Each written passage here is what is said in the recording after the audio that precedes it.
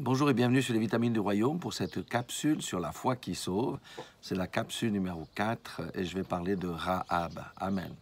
Et pour connaître Rahab, nous devons aller dans Hébreux 11:31 parce qu'il est dit ceci, c'est par la foi que Rahab, prostituée, ne périt pas avec les rebelles parce qu'elle avait reçu les espions avec bienveillance. Amen. Ça, c'est une histoire remarquable. Il faut aller dans Josué au chapitre 2 si on veut tout lire. Mais c'est une histoire remarquable qui explique la foi, la grâce et le salut. Rahab explicite parfaitement la parole d'Éphésiens 2:8, car c'est par la grâce que vous êtes sauvés par le moyen de la foi. Cela ne vient pas de vous, c'est le don de Dieu. Amen. Alors, si je fais un petit résumé du chapitre 2 de Josué, Rahab, c'était qui? C'était une prostituée étrangère qui avait entendu les exploits de l'Éternel en faveur d'Israël et reconnu que l'Éternel était le vrai Dieu et que ses dieux à elle ou de son peuple étaient sans puissance. Elle savait qu'elle était hors de l'alliance, bien sûr, et qu'elle allait être tuée avec toute sa famille. Donc, par la foi, qu'est-ce qu'elle a fait? Elle a caché au péril de sa vie les 2 espions que Josué avait envoyés pour explorer le pays et les faire sortir ensuite de la ville. Amen. Les 2 Hébreux lui ont promis de la sauver, elle et toute sa famille, suite à sa demande.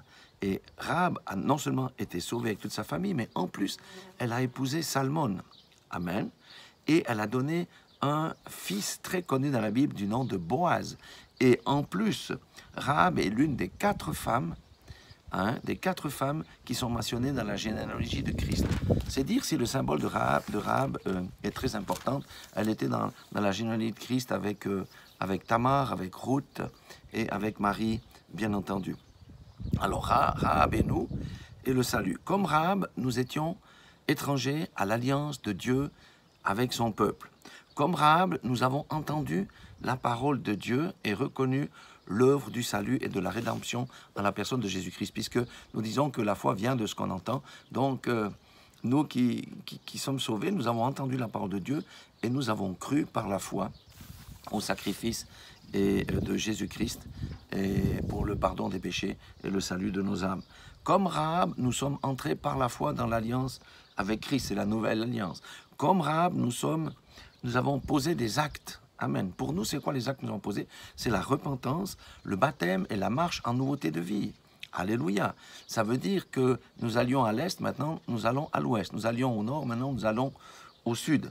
Nous avons un changement de vie radical dans notre manière de penser, dans la manière dont nous fonctionnons. Nous renonçons au monde et nous prenons notre croix pour suivre les pas de Jésus-Christ. Amen. C'est ça, la foi qui actionne la grâce.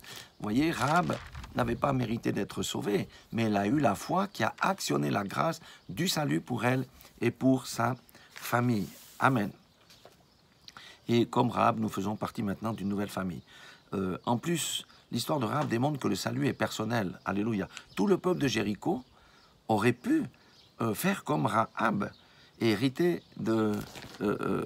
et chercher à entrer dans l'alliance avec le Dieu d'Israël.